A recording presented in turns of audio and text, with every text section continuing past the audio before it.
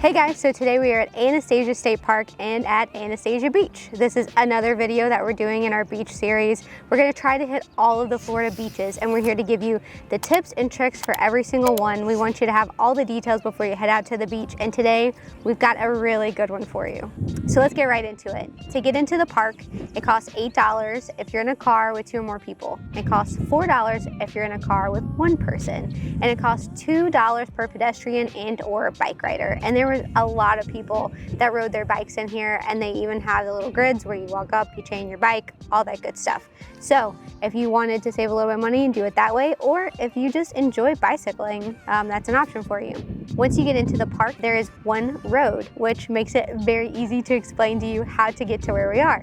So you go down that one road, and on your left, you're gonna see kind of like a sound or an inlet, and you are able to kayak in there. We didn't see any rentals, but it did say kayaking. So if you brought a kayak, you could do that. So once you get past that, you're gonna go straight, and there's a little loop at the end, and you're gonna take a left out of that loop, and there's tons of parking, and they're all sectioned off.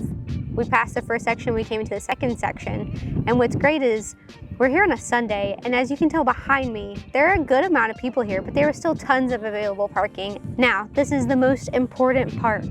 There are bathrooms. In the women's bathroom, there's even a dressing room, and it doesn't have a toilet in it. It has like a little bench for you to set down your stuff and sit down if you need to change, put on a swimsuit. That's what I did whenever we got here. So if you need to use the bathroom or just change, there are places for that right here, right off the beach, right off that little loop that I told you about.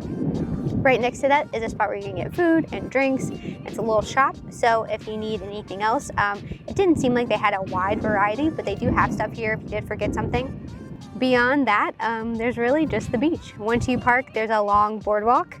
You walk up that, and then you are here. This space right here is pretty wide, so if you want to do like a tent or a pop-up canopy, you definitely could. There's room for that, and it's not illegal.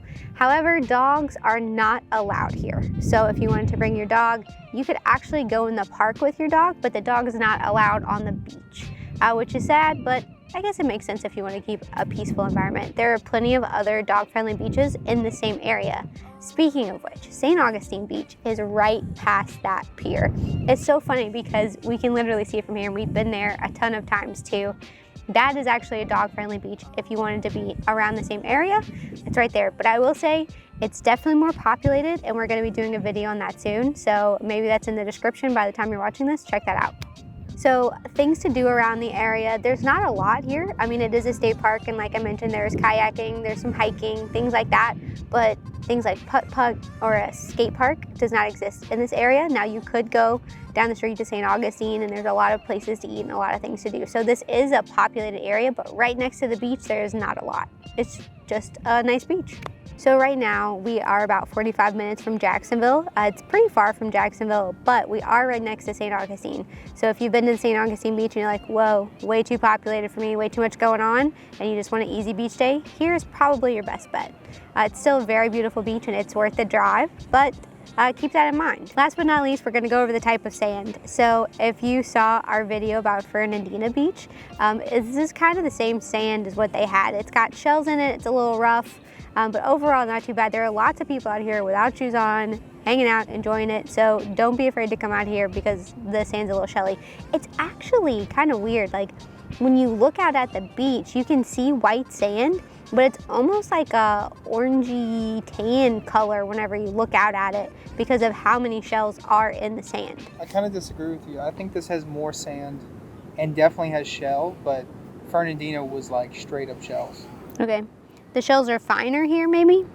It's just like this sand and shell. No, it's freaking shelly. Look. I know, but you must not remember Fernandina. It was only shells. There was no sand. Back by popular debate, we're just going to show you the sand so that you can decide for yourself whether Fernandina has more shells or if this has more shells, because Collin and I have differing opinions. So we're going to show you a video of it, and then you leave us in the comments which one you think has more shell or more sand or whatever.